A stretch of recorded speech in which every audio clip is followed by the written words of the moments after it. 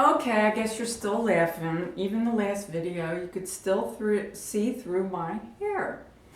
That's because the beautiful sunlight is streaming through my blonde hair. So I've tried to, I tried to put a cover here. I hope it works. Anyway, this is Tish. You're listening to Daring to Dare, Unconditional Love, which is chapter 4, and this is part 2. And this Greek god told me his name was Brad Lucas. And I thought that was his name for about a week. And then he confessed to me that his real name was Brad Bennett. I was taken back a little bit. I've never had anybody lie to me about their name, but I let it go. I forgave him, and we went on with our relationship. He said he was sorry, but he was hoping that I wouldn't be mad. Well, I forgave him. And we continued on with our relationship. We had a great time. We went to parties, we went to dances, we went to weddings, we took trips. He took me to a pond that was ice, an icy pond, and I learned how to ice skate. Oh, that was funny. I could not stand on my feet. And of course, he's skating around like he's done it all his life. That's because he did.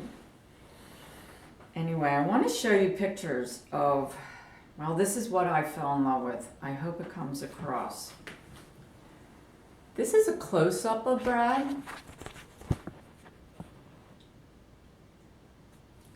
And these are pictures of him in Florida.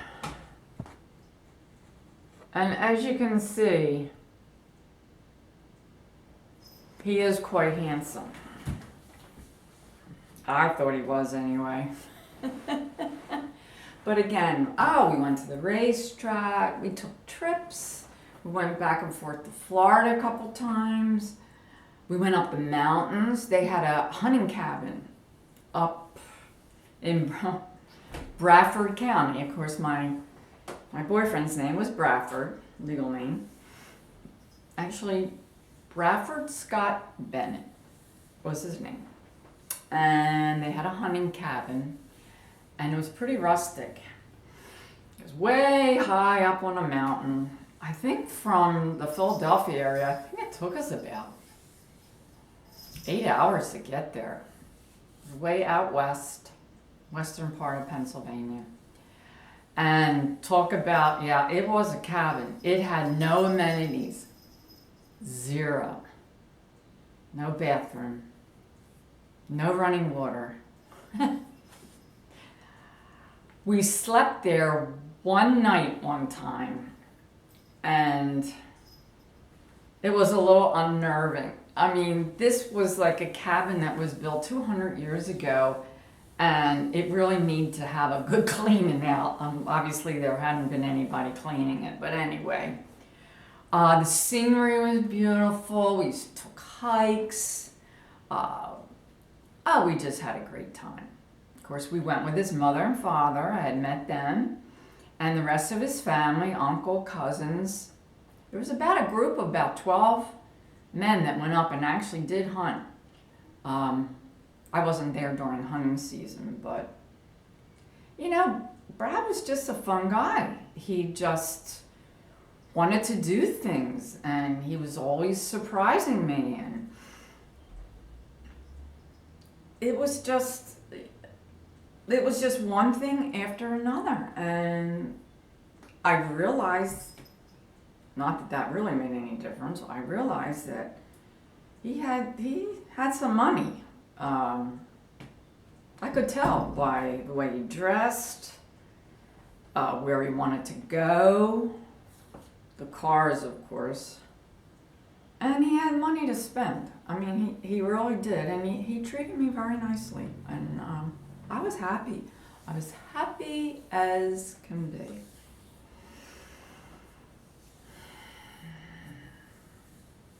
We dated for 6 years. 6 years. Probably the best 6 years of my life. We broke up in the middle there somewhere. He wanted to break up. He had his eye. Somehow there was another girl in the picture. I knew of her, but I didn't know her well. And we broke off for 6 months. And I really missed him. I did. I missed him. But not that it was planned. I met up with another guy who actually was a classmate of mine. I didn't meet him until, God, I think it was about 4 years after we graduated. And here he was working at Prudential as an agent. I was like, whoa, is this a small world? But I started dating him. I thought, well, I don't know what's going on with Brad, and this guy wants to take me out, and he's nice, and has a good job, and wants to be friendly, so I dated him.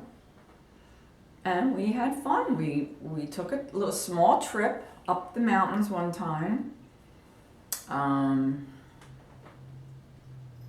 But then things...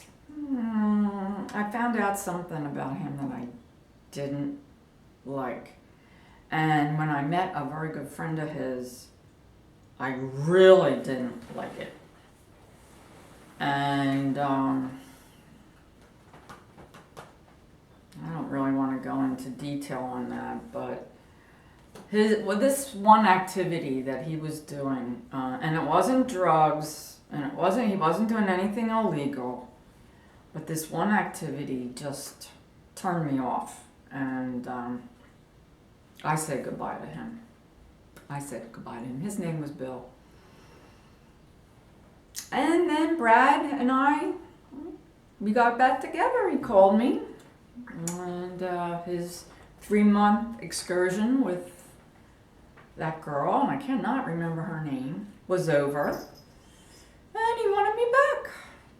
So of course, what did I do? I went back. Happy as could be. I was happy as could be. I remember those days. I probably never was happier in my life. Oh, that's not true. But at that point in my life, it was the happiest time in my life. Let me clarify it that way. So, please support me. Come back. Send me comments. Thumbs up. I would love to chat with you. Maybe we can speak some à la française naturellement. That means French, naturally. This is the real Tish. Yes! Just so you know that you're dealing with the right Tish. Have a great day. I will see you soon. Au revoir, mes amis.